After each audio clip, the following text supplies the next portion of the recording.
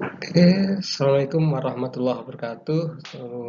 Mahasiswa psikologi organisasi. Ya, hari ini kita akan membahas terkait dengan materi komunikasi, yaitu bagian dari mata kuliah psikologi organisasi yang berkaitan dengan tema hari ini semateri dengan komunikasi ya. Oke, kita masuk ke materi komunikasi.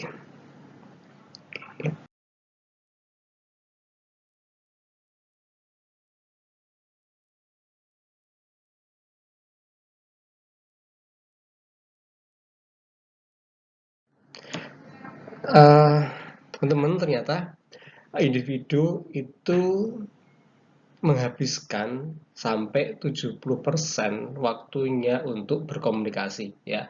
Entah komunikasi tertulis dan komunikasi lisan ya, bisa dengan tulisan, menulis, dan juga bisa dengan uh, komunikasi langsung ya dengan orang lain. Nah, komunikasi yang buruk itu merupakan sumber dari konflik antar personal. Ya, mungkin Anda pernah di dalam organisasi atau di tim Anda itu pernah mengalami miskomunikasi sehingga itu akan menyebabkan konflik kalau kita memiliki sistem atau cara komunikasi yang kurang baik ya.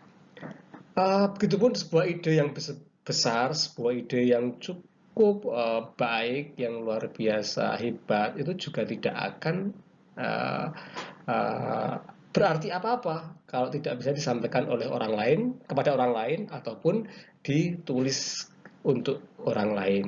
Ya, sebenarnya komunikasi itu meliputi transfer ya maupun pemikiran kepada orang lain. Nah, oke, itu pentingnya komunikasi. Kemudian, nah ini contoh miskomunikasi ya.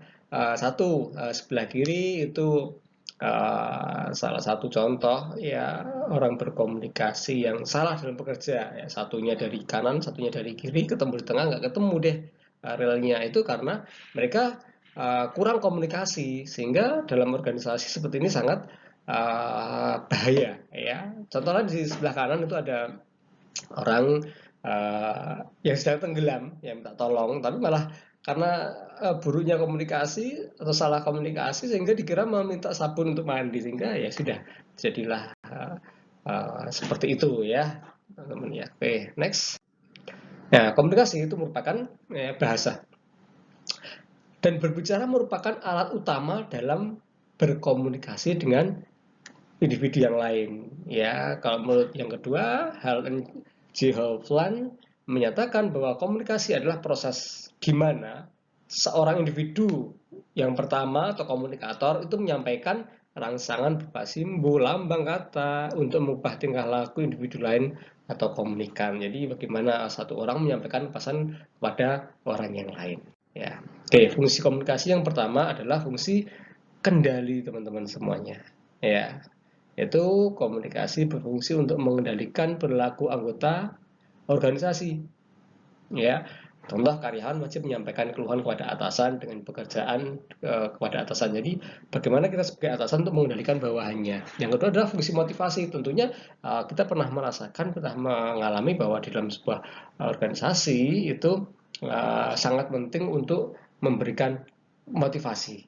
Ya, komunikasi itu memelihara motivasi dengan memberikan penjelasan kepada karyawan tentang apa yang harus dilakukan, apa yang harus disampaikan, apa yang dikerjakan. Sehingga kalau ada yang mengalami demotivasi dan lain-lain, kita bisa memberikan motivasi.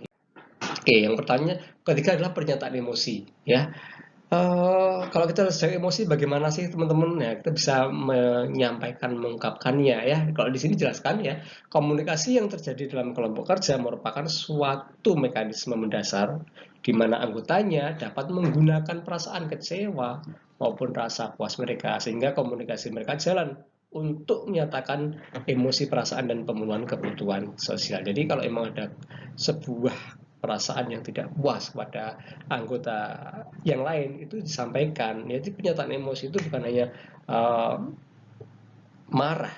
Pernyataan emosi itu juga bisa salah satunya dengan menangis teman-teman. Itu salah satu Secara katarsis yang sangat baik itu dengan menangis. Jadi bisa sebagai penyataan emosi. Jadi penyataan emosi, bahasa, komunikasi itu salah satunya untuk menyatakan bagaimana mengungkapkan emosi, disampaikan. Ya, saya tidak puas dengan Anda. Sebaiknya Anda bekerja seperti ini supaya lebih baik.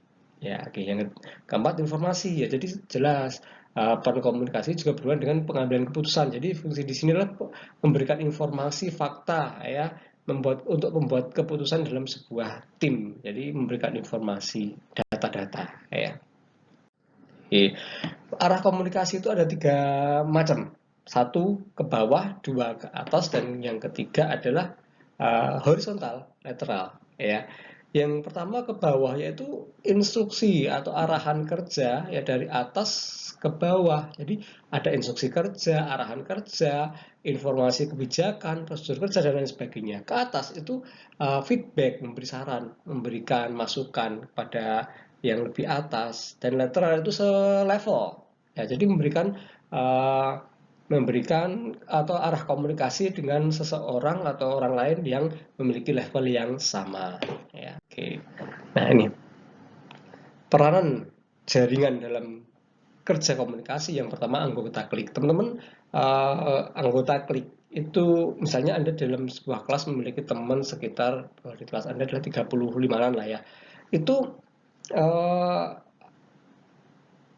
anggota klik itu tidak semuanya akan klik satu kelas itu. Bisa ya hanya 1-2 orang atau bahkan hanya 1 orang, 2 orang, ya sampai 5 orang mungkin itu anggota yang klik dengan Anda, ya, karena di sini tidak semuanya bisa setipe, ya.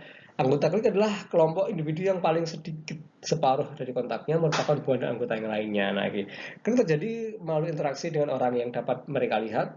Ya, klik terdiri dari individu yang keadaan sekelilingnya memungkinkan kontak antar individu saling menyukai dan merasa amat puas dengan kontak tersebut. Jadi mereka memiliki satu tipikal yang mirip, yang sama, dan mengalami atau cocok satu dengan yang lainnya. Kebanyakan klik relatif akrab satu dengan lainnya, teman-teman, ya. Nah, dalam hierarki formal organisasi ini menunjukkan kemiripan sistem komunikasi formal dengan sistem komunikasi informal, ya. Syarat anggota klik, ya, bahwa anggota individu itu harus saling memahami satu dengan yang lainnya, ya. Jadi saling memahami satu dengan yang lainnya sehingga mereka bisa menjadi anggota yang atau tim yang klik atau teman yang klik, ya. Oke. Yang fungsi yang kedua adalah penyendiri, ya teman-teman. Ini ada penyendiri, ya, adalah mereka yang hanya melakukan sedikit atau sama sekali tidak mengadakan kontak dengan anggota kelompok yang lainnya dalam satu kelompok, ya. Jadi dia akan bisa jadi orang tersebut penyendiri pada tema tertentu yang tidak dia kuasai atau tidak dia sukai, tapi pada satu tema yang dia sukai atau dia kuasai dia bisa menjadi sangat dominan di situ. Nah, sifat penyendiri itu ada beberapa macam, ada 8 macam. Ini nanti bisa dipelajari, ya. Kurang aman dalam konsep diri, kurang termotivasi, cita-cita, kurang bersedia berinteraksi dengan orang lain, lebih muda, lebih jarang menduduki posisi yang kuat, lebih cenderung menahan diri daripada mencarikan pendapatnya, lebih tidak puas dengan sistem, ya, beranggapan bahwa sistem komunikasi tertutup lebih baik, ya. Oke. Kemudian, nah ini fungsi yang ketiga ada jembatan. Ini adalah seorang anggota klik yang memiliki sejumlah kontak atau menonjol antara kontak antar kelompok, juga menjalin hubungan atau kontak dengan anggota klik yang lain. Sebuah jembatan berlaku sebagai kontak langsung antara dua kelompok pegawai. Jadi misalnya ada satu geng atau satu teman klik, ya, satu kelompok klik dengan kelompok klik yang lain, dia itu biasanya sebagai penjembatan. Ya, kalau penghubung itu dia adalah penghubung satu klik dengan klik yang lain, tapi dia bukan anggota dari dua-duanya anggota klik tersebut. Jadi dia sukanya tidak seperti itu, tidak suka bergabung seperti itu, ya. Tapi dia penghubung. Gatekeeper adalah orang yang secara strategis ditempatkan di jaringan yang agar dapat melakukan pengendalian atas pesan yang akan disampaikan dalam sistem tersebut. Jadi dia memang disengaja ditempatkan di situ, gatekeeper itu, ya. Oke.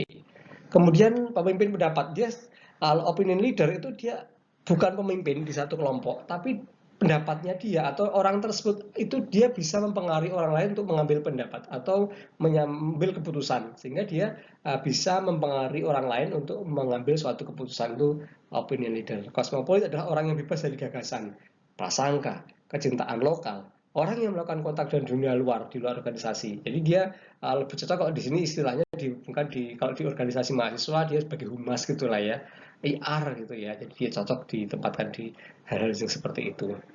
Kemudian hambatan dalam komunikasi itu banyak. Hambatan komunikasi efektif yang pertama penyaringan, manipulasi dilakukan secara sengaja oleh pengirim berita sehingga informasi tersebut akan nampak lebih menyenangkan bagi penerima berita yang lain ya, penerima berita ya.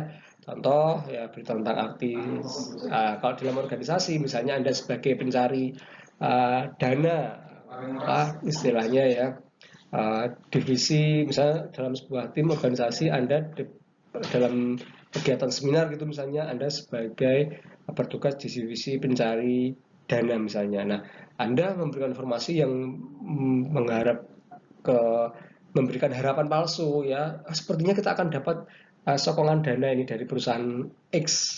Kenapa kok kamu tahu gitu? Tadi saat saya waktu ke perusahaan X, saya diterima dengan baik.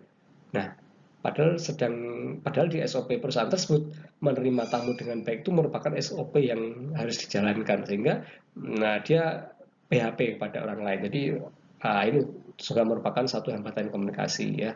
Kemudian persepsi selektif.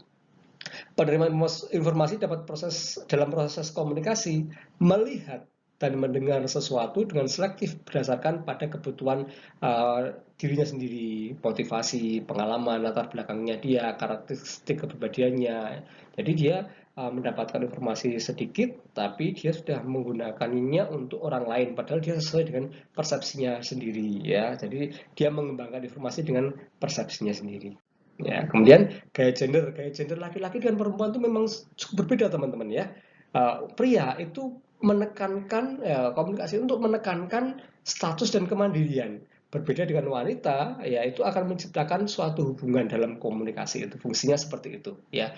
Dalam menyampaikan pendapat maupun mengolah informasi, apalagi kalau mengolah informasi, laki-laki itu lebih pakai dengan logika, kalau perempuan itu mengolah informasi dengan afeksi dulu atau perasaannya dulu. Nah, gaya gender seperti ini itu akan mempengaruhi kita dalam berkomunikasi. Laki-laki lebih pada menekankan status kemandirian, wanita itu lebih suka menjalin hubungan yang erat, menciptakan hubungan yang erat dalam sebuah komunikasi. Yang keempat adalah emosi. Ya, perasaan penerima informasi saat menerima pesan komunikasi akan mempengaruhi cara dia menafsirkannya. Jelas, orang yang sedang sedih, orang yang sedang bahagia, itu akan sangat berbeda dalam menerima informasinya. Contoh misalnya Anda sedang sedih, sedih banget, galau, terus diajak rapat di organisasi, di dalam organisasi juga tidak akan menyerap informasi yang banyak dalam rapat tersebut. Ya, Anda hanya bisa ngelamun dan sebagainya ya. Bahasa ya, kata mempunyai arti berbeda bagi orang yang berbeda pula. Usia, pendidikan, latar belakang budaya merupakan beberapa faktor, 3 faktor dari beberapa faktor yang mempengaruhi dalam komunikasi ya. Ya jelas ya, bahasa itu sangat mempengaruhi ya teman-teman ya. Ya, misalnya di Solo itu bahasa sesuatu, bahasa misalnya apa ya, bahasa yang dianggap halus di Solo mungkin di tempat yang lain dianggap kasar. Nah itu akan sangat berbeda sekali ya. Oke. Oke, ini untuk prakteknya teman-teman silakan ya. Dalam membangun komunikasi tentunya kita pernah mengalami kendala dan hambatan. Oleh karena itu butuh strategi dan dalam membangun kesan agar mudah dimengerti oleh orang lain. Nah, tuliskan strategi tersebut, cara Anda dalam komunikasi agar mudah dimengerti orang lain, yaitu yang pertama adalah strategi dengan berkomunikasi dengan orang yang lebih tua, yang kedua adalah strategi berkomunikasi dengan orang yang teman sebaya, yang ketiga adalah strategi komunikasi dengan orang yang lebih muda. Silahkan buat dalam bentuk paper, ya, jangan lupa literaturnya dicantumkan ya untuk UK yang pertama sebagai nilai UK yang pertama praktek ini. Ya. Mungkin itu yang bisa sampaikan. Terima kasih sekali atas perhatiannya. Silakan kalau ada diskusi, mari kita diskusikan. Terima kasih. Assalamualaikum warahmatullahi wabarakatuh.